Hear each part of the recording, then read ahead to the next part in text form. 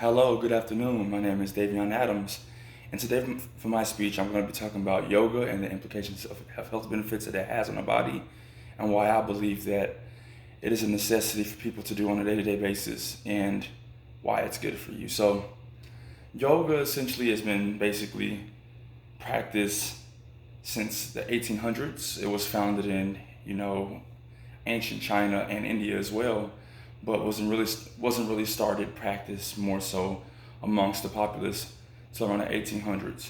And yoga has always been believed to, help with the chakras within the body and chi and such. But when looking at it from a scientific and more realistic perspective, the benefits it has on the tendons, the bodies, and the ligaments within different people, it helps fluctuate blood flow and it allows people to do more things, the longer they practice. So a really good author who talked about this was Mr. Colick. He wrote a book about yoga and the benefits of people who are overweight. Now, if you can see, I'm a very large individual. I'm 300 plus pounds, but I practice yoga myself. And he said that yoga allows people who are obese, either morbidly or just overweight in general, it allows them to have more control in a contour-based form of movement, so to say. So if one is practicing yoga more frequently and more consistently, not only will they find themselves able to maybe turn around to the left a little bit more easier, but they'll realize they have more energy too, and they'll have more, access of doing things they couldn't do before they started yoga.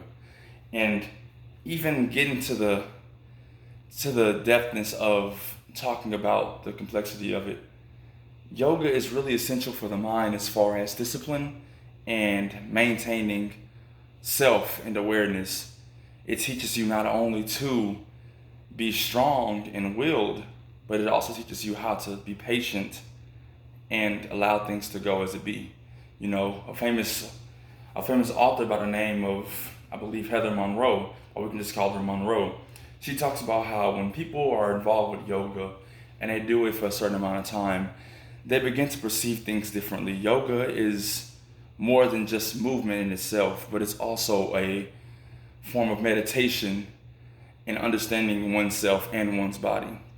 So by doing it consistently and allowing yourself to be integrated into it more and more and more, you will find yourself being, happier. You'll find yourself more, energized to do things throughout your day in life.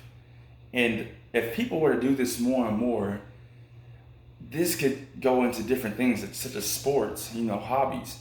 It'll make everyone's life so much easier because they will be able to feel not only good about themselves, but they'll have more clarity mentally and spiritually.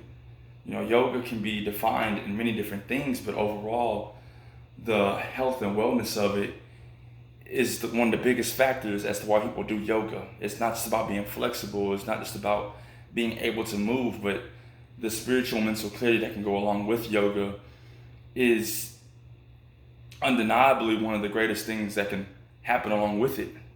So I essentially am trying to, cater to you to understand that yoga is, I believe, a necessity for fitness and for people on a day-to-day basis. Without yoga, I truly believe that a lot of the sports, a lot of things we do now wouldn't be as proficient as if we didn't. A lot of forms of stretching that we do now today caters, from techniques in yoga. A lot of, breathing exercises come from yoga to help stimulate blood flow and to stimulate, a calm state of mind. Yoga is essentially in part of our lives and we don't even realize it.